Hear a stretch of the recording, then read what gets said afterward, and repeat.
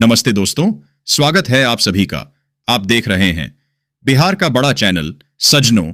जितने भी योजना नियम देख रहे हैं, सरकार 2025 से 26 के लिए लॉन्च किया है। राजनीतिक मौसम विकास से संबंधित खबर, साथ ही साथ महिलाओं को 10 लाख रुपया कब मिलेंगे, मजदूरों के खाते में 5,000 रुपए कब आएगा, वृद्ध दिव्यांगों को पेंशन कब मिलेगा, किसान छात्र छात्रा को कौन कौन सा लाभ केंद्र सरकार और राज्य सरकार दे रहे हैं, यह सभी योजना नियम के बारे में एक एक करके विस्तार से समझाएंगे। दोस्तों, अगर आप वीडियो को सब्सक्राइब नहीं कर रहे हैं तो सब्सक्राइब कर दीजिए और चैनल को एक लाइक कर दीजिए। साथ ही साथ अपने दोस्त रिश्तेदारों को शेयर कर दीजिए ताकि एक भी योजना नियम उसे मिस नहीं हो। तो चलिए देखते हैं आगे की बड़ी खबर। मुख्यमंत्री नीतीश कुमार ने सुपौल में मुख्यमंत्री महिला रोजगार योजना के अंतर्गत 27,000 महिलाओं के खातों में 27 करोड़ रुपए ट्रांसफर किए। इस योजना का उद्देश्य महिलाओं को आत्मनिर्भर बनाना और उन्हें रोजगार के अवसर उपलब्ध कराना है, जिससे सुपौल की महिलाओं का आर्थिक विकास हो सके। डीजल अनुदान योजना। इस योजना में अनियमित मानसून या सूखे की स्थिति में किसानों को फसलों की सिंचाई के लिए खरीदे गए डीजल पर सब्सिडी अनुदान दी जाती है। इसका उद्देश्य किसानों को फसल बचाने में वित्तीय सहायता देना है ताकि उनकी उपज प्रभावित न हो। भारत सरकार ने किसानों को कर्ज के बोझ से मुक्ति दिलाने के लिए किसान क्रेडिट कार्ड आरण माफी योजना केसीसी किसान कार्ड माफी योजना 2025 को फिर से शुरू किया है और इसके लिए नई लाभार्थी सूची भी जारी कर दी गई है। यह योजना खासकर उन छोटे और सीमांत किसानों के लिए एक बड़ी राहत है जो प्राकृतिक आपदा या फसल नुकसान के कारण अपना कर्ज चुकाने में असमर्थ रहे हैं।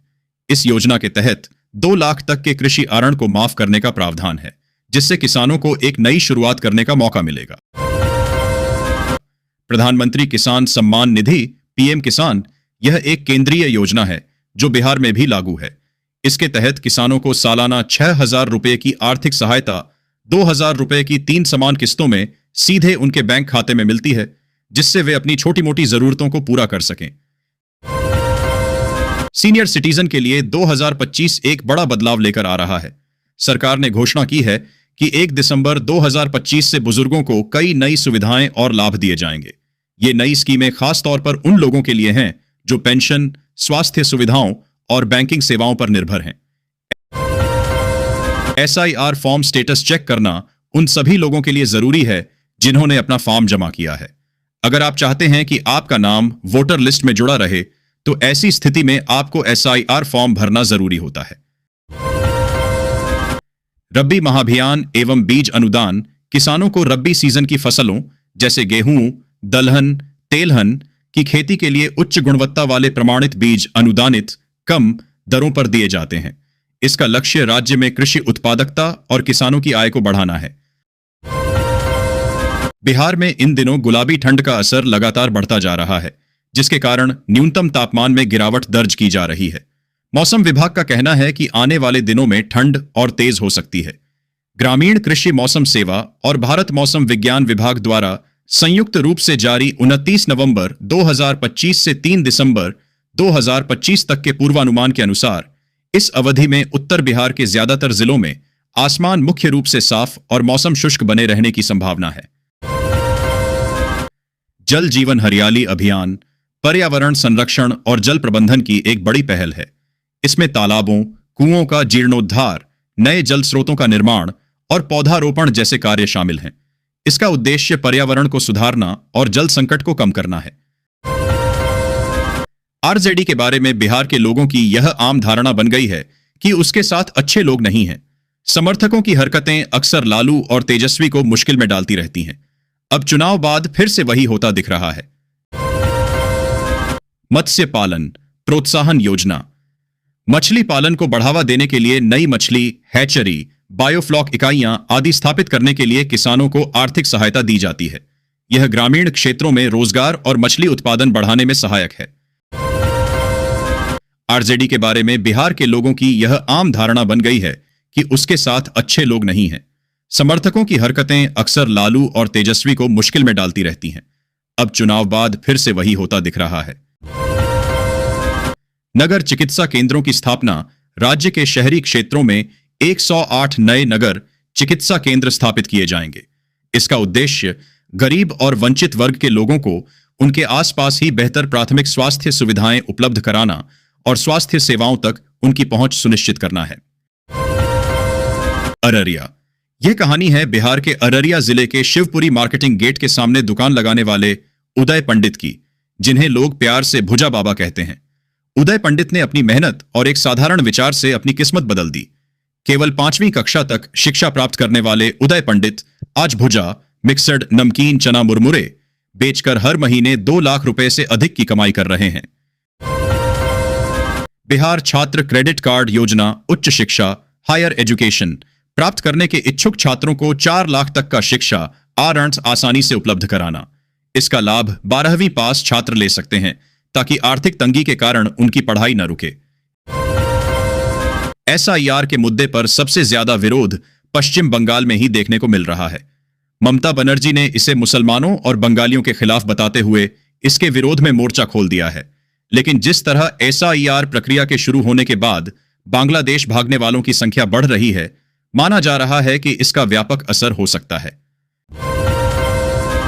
मुख्यमंत्री साइकिल योजना सरकारी स्कूलों के कक्षा 9 में पढ़ने वाले छात्र छात्राओं को स्कूल जाने के लिए साइकिल खरीदने हेतु राशि प्रदान की जाती है। इसका मुख्य उद्देश्य दूर दराज के गांवों से आने वाले बच्चों, खासकर लड़कियों की स्कूल तक पहुंच आसान बनाना है। नौकरी की तलाश कर रहे लोगों के लिए एक अच्छी खबर सामने आई है। सामाजिक सुरक्षा महिला एवं बाल विकास निदेशालय आंगनबाड़ी सहायिकाओं के हजारों पदों पर भर्ती के लिए आधिकारिक नोटिफिकेशन जारी कर दिया है। इस भर्ती अभियान का लंबे समय से इंतजार कर रहे उम्मीदवार अब जल्द ही ऑनलाइन आवेदन कर सकेंगे। विभाग ने कुल 6110 पदों पर नियुक्ति की घोषणा की है, जिसके लिए 10 दिसंबर 2025 तक ऑनलाइन आवेदन स्वीकार किए जाएंगे। मुख्यमंत्री पोशाक योजना सरकारी स्कूलों के विद्यार्थियों को स्कूल यूनिफॉर्म पोशाक खरीदने के लिए सीधे बैंक खाते में पैसे दिए जाते हैं। यह योजना छात्रों को नियमित रूप से स्कूल आने के लिए प्रोत्साहित करती है और उनमें समानता की भावना लाती है। चक्रवाती तूफान दितवा की वजह से श्रीलंका में 123 लोगों की मौत हो गई। अब यह तूफान भारत की ओर बढ़ा है।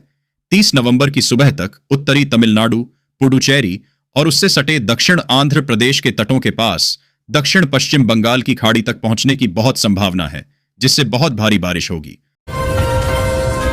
मुख्यमंत्री मेधावृत्ति योजना मैट्रिक 10वीं और इंटरमीडिएट 12वीं की परीक्षा में प्रथम श्रेणी से उत्तीर्ण होने वाले छात्र छात्राओं, विशेषकर अनुसूचित जाति जनजाति की लड़कियों को नकद प्रोत्साहन राशि दी जाती है।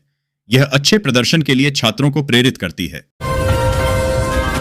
कृषि और सिंचाई से जुड़े लाखों किसानों के लिए एक बड़ी राहत वाली खबर है।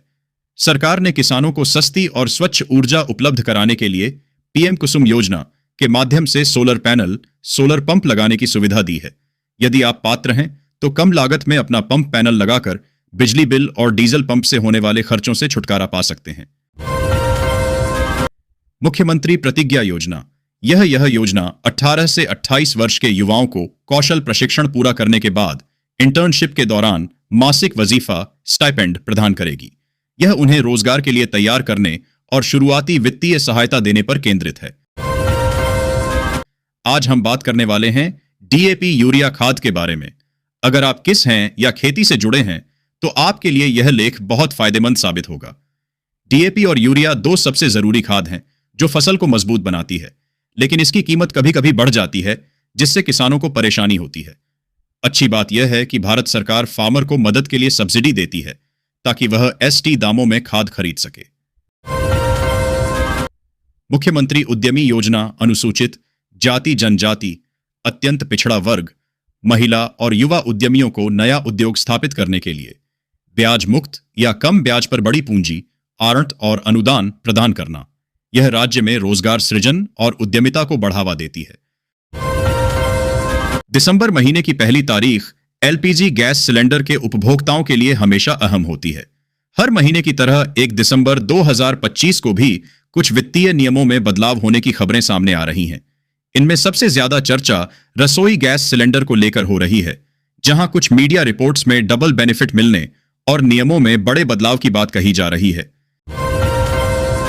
बिहार लघु उद्यमी योजना गरीब परिवारों के लोगों को छोटे उद्यम शुरू करने के लिए आर्थिक सहायता प्रदान करना। इसका उद्देश्य समाज के निचले तबके के लोगों को स्वरोजगार के अवसर देकर गरीबी को कम करना है। आने वाले समय में देश के बैंकिंग क्षेत्र की तस्वीर बदल सकती है। केंद्र सरकार करीब 5 साल बाद बैंकों से जुड़ी पुनर्गठन योजना पर काम कर रही है, जिसके तहत कुछ छोटे सार्वजनिक क्षेत्र के सरकारी बैंकों को बड़े बैंकों में मिलाया जा सकता है। इसके बाद देश में पीएसयू बैंकों की संख्या घट जाएगी, लेकिन सरकार का मानना है कि इस कदम से देश भर में बैंकों के काम करने की क्षमता में बढ़ोतरी होगी। साथ ही देश में एक बड़ा बैंक तैयार होगा। मुख्यमंत्री वृद्धजन पेंशन योजना राज्य के 60 वर्ष या उससे अधिक आयु के सभी वृद्धजनों, कुछ आय सीमा को छोड़कर, को मासिक पेंशन प्रदान करना। यह उन्हें बुढ़ापे में वित्तीय सुरक्षा देती है और दूसरों पर उनकी निर्भरता कम करती है। टीएमसी विधायक हुमायूं ने कहा कि जब मैं बाबर के नाम पर मस्जिद बनाना चाहता हूं तो विरोध क्यों हो रहा? अगर वे मेरा सिर काटना चाहते हैं तो वे नींव रखने के कार्यक्रम के दौरान आ सकते हैं। मैं खुद को शहीद करने के लिए तैयार हूं, लेकिन हम बाबरी मस्जिद बनाएंगे। सामाजिक सुरक्षा पेंशन विधवाओं, दिव्यांगों, विकलांगों और अन्य वंचित वर्ग के लोगों को मासिक आर्थिक सहायता दी जाती है। यह योजना समाज के कमजोर और जरूरतमंद लोगों को सम्मानजनक जीवन जीने में मदद करती है। देश भर के किसानों के लिए राहत भरी खबर आई है। खेतीबाड़ी के बढ़ते खर्च और कर्ज के बोझ से परेशान किसानों के लिए हाई कोर्ट ने बड़ा फैसला सुनाया है। ताजा जानकारी के अनुसार किसान क्रेडिट कार्ड केसीसी के तहत लिए गए 2 लाख रुपए तक के संपूर्ण कर्ज को माफ करने का आदेश जारी किया गया है। यह फैसला उन किसानों के लिए बेहद अहम है जिनकी खराब फसल, कम आमदनी या प्राकृतिक आपदाओं के कारण कर्ज चुकाने की क्षमता खत्म हो चुकी थी। फैसले के बाद लाखों किसानों को उम्मीद की नई किरण दिखाई दे रही है। महिलाओं के लिए आरक्षण बीएसआरटीसी में बिहार राज्य सड़क परिवहन निगम बीएसआरटीसी की बसों में महिला कर्मचारियों के लिए 33% आरक्षण प्रदान किया गया है। यह महिलाओं को रोजगार के अधिक अवसर देने और उनकी सार्वजनिक भागीदारी बढ़ाने पर केंद्रित है। बिहार न्यूज। मुख्यमंत्री करीब 10 से 14 मिनट तक अपने मित्र के आवास पर रुके। इस दौरान क्षेत्र में आम लोगों की आवाजाही पर रोक रही। चूंकि यह चुनाव के बाद सीएम का पहला भागलपुर दौरा था, इसलिए जिला प्रशासन पूरी तरह मुस्तैद नजर आया। 2 दिसंबर को बिहार विधानसभा अध्यक्ष का चुनाव होगा। यह हाल के विधानसभा चुनावों के बाद एक महत्वपूर्ण राजनीतिक घटनाक्रम है। हाल ही में हुए विधानसभा चुनावों में हार के बाद राष्ट्रीय जनता दल आरजेडी नेता तेजस्वी यादव को महागठबंधन विपक्षी गठबंधन का नेता चुना गया है। सोमवार से शुरू हो रहे 5 दिवसीय विधानसभा सत्र से पहले गठबंधन की यह पहली बैठक थी। विधानसभा चुनाव में कथित वोट चोरी के मुद्दे पर कांग्रेस ने पटना में एक बड़ी बैठक बुलाई। कांग्रेस ने कहा है कि वह इस मुद्दे को लेकर सरकार को सदन में घेरेगी। मुख्यमंत्री नीतीश कुमार ने मुख्यमंत्री महिला रोजगार योजना के तहत लगभग 10 लाख लाभार्थी महिलाओं के बैंक खातों में 1100 रुपये की राशि डीबीटी के माध्यम से ट्रांसफर की। इस योजना का उद्देश्य महिलाओं को आत्मनिर्भर बनाना है। शिक्षा विभाग के निर्देश पर राज्य के सभी प्राथमिक विद्यालयों में अभिभावक शिक्षक संगोष्ठी पीटीएम आयोजित की गई। इस संगोष्ठी का विषय हर बच्चा होगा अब स्कूल का हिस्सा और निपुण बनेगा बिहार हमारा था, जिसका उद्देश्य समावेशी शिक्षा को बढ़ावा देना है। पटना नगर निगम द्वारा बोरिंग रोड सहित विभिन्न क्षेत्रों में अवैध अतिक्रमण के खिलाफ बुलडोजर कार्रवाई की गई, जिसमें अतिक्रमण हटाए गए और जुर्माना भी वसूला गया। सर्द पछुआ हवा ने कनकनी ठंड बढ़ा दी है। मौसम विभाग ने ठंड बढ़ने और कुछ जिलों में कोहरे के कारण लोगों को सावधानी बरतने की अपील की है। 1 दिसंबर से तापमान में तेज गिरावट देखने को मिल सकती है। डिप्टी सीएम सम्राट चौधरी के गृह विभाग संभालने के बाद पटना की बेऊर सेंट्रल और बाढ़ जेल में बिहार पुलिस की टीम ने अचानक छापेमारी अभियान चलाया। खगड़िया के श्यामलाल चंद्रशेखर मेडिकल कॉलेज में ईडी प्रवर्तन निदेशालय की 15 सदस्यीय टीम ने लगभग 16 घंटे तक छापा मारा और कागजात जब्त किए। लालू यादव के बड़े बेटे तेज प्रताप यादव का लिट्टी बनाते हुए वीडियो सोशल मीडिया पर वायरल हो रहा है, जिसकी लोग सादगी और बिहारी संस्कृति के प्रति उनके प्रेम के लिए सराहना कर रहे हैं। महागठबंधन ने विधानसभा सत्र के दौरान जनहित के मुद्दों पर आवाज उठाने और भाजपा के नेतृत्व वाले गठबंधन का सामना करने की रणनीति बनाई है। उद्योग जगत के नेताओं ने भारत को दुनिया का विनिर्माण केंद्र बनाने का लक्ष्य रखने पर जोर दिया, जो बिहार जैसे राज्यों में औद्योगिक वृद्धि के लिए महत्वपूर्ण है। बिहार बोर्ड ने 10वीं और 12वीं की परीक्षा 2026 के लिए टाइम टेबल जारी कर दिया है। 10वीं की परीक्षाएं 17 फरवरी से और 12वीं की परीक्षाएं 2 फरवरी से शुरू होंगी। भागलपुर और बेहरवा के बीच तीसरी और चौथी रेलवे लाइन का निर्माण कार्य जल्द शुरू किया जाएगा, जिससे यात्री ट्रेनों और मालगाड़ियों के संचालन में सुविधा होगी। पटना में कुछ नई सड़क परियोजनाओं पर काम शुरू होने की खबर है, जिनमें कुछ पर करोड़ों रुपए खर्च होंगे, जिससे श्रद्धालुओं और स्थानीय लोगों को आवागमन में सुविधा मिलेगी। पटना में वायु गुणवत्ता सूचकांक AQI 323 दर्ज किया गया, जिसमें समनपुरा का इलाका प्रदेश में सबसे अधिक प्रदूषित रहा। अररिया में एक महिला ने उसे अगवा कर कई महीनों तक बंधक बनाकर रखने और धर्म बदलने के लिए दबाव बनाने का गंभीर आरोप लगाया है। रासायनिक प्रदूषण को देखते हुए सरकार किसानों को सुरक्षित खेती के लिए जरूरी संसाधन उपलब्ध कराने हेतु जल्द ही नई योजनाएं शुरू करने की तैयारी में है। बिहार के अमनौर में 3 दिवसीय अखिल भारतीय भोजपुरी साहित्य सम्मेलन का भव्य आयोजन होने जा रहा है, जिसका उद्घाटन उप मुख्यमंत्री सम्राट चौधरी करेंगे।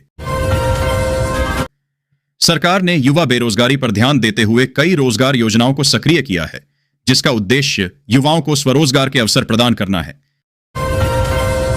पश्चिम बंगाल की मुख्यमंत्री ममता बनर्जी ने कहा था, मैं बंगाल में वक्फ संशोधन अधिनियम को लागू नहीं होने दूंगी। मैं उन्हें फूट डालकर राज्य करने की इजाजत नहीं दूंगी। यहां 33% मुसलमान हैं। वे सदियों से यहां रह रहे हैं। उनकी रक्षा करना मेरा कर्तव्य है। सोना का भाव आज का सोने और चांदी की कीमतों में लगातार उतार चढ़ाव जारी है।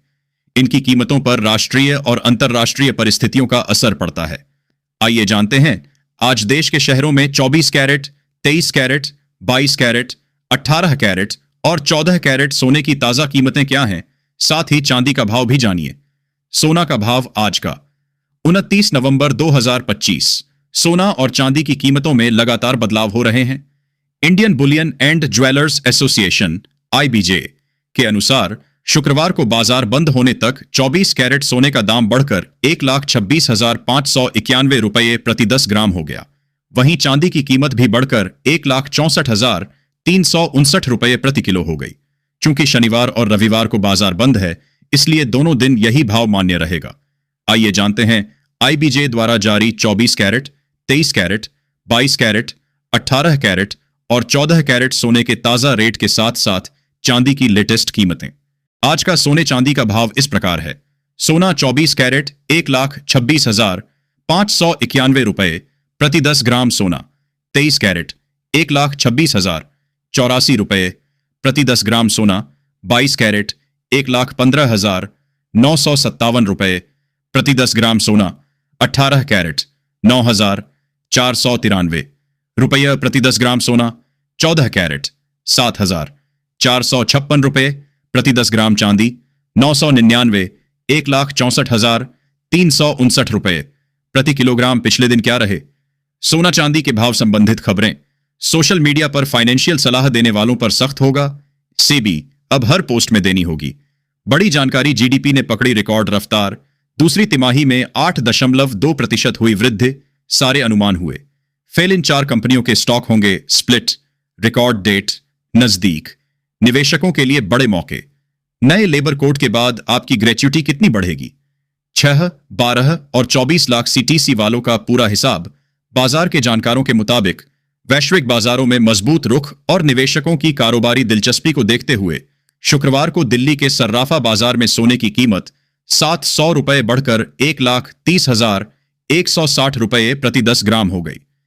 99.5% शुद्धता वाले सोने की कीमत 700 रुपये बढ़कर 1,29,560 रुपये प्रति 10 ग्राम सभी टैक्स मिलाकर हो गई।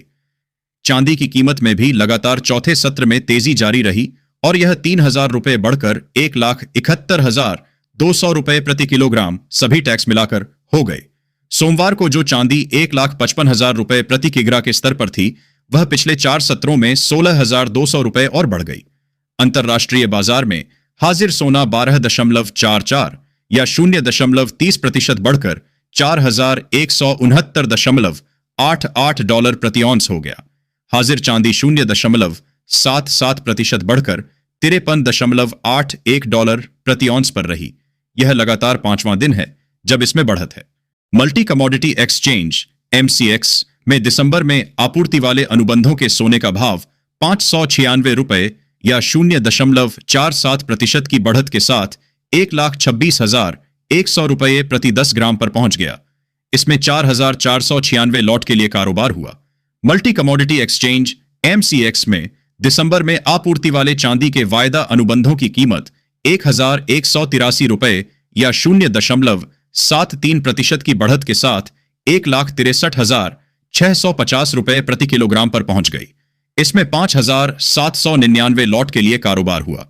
इसी प्रकार मार्च 2026 में आपूर्ति वाले अनुबंधों की कीमत 1,383 रुपये या 0.83% चढ़कर 1,67,360 रुपये प्रति किलोग्राम हो गया, जिसमें 15,578 लॉट के लिए कारोबार हुआ। वैश्विक स्तर पर भी सोना व चांदी की कीमतों में तेजी रही। कॉमेक्स सोने का वायदा भाव 0.53% की तेजी के साथ $4,187.4 प्रति औंस पर पहुंच गया।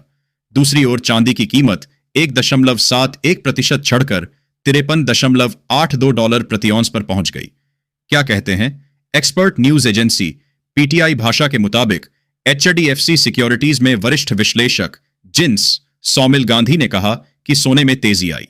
दिसंबर में फेडरल रिजर्व के ब्याज दर कटौती की बढ़ती उम्मीदों से इसे समर्थन मिला।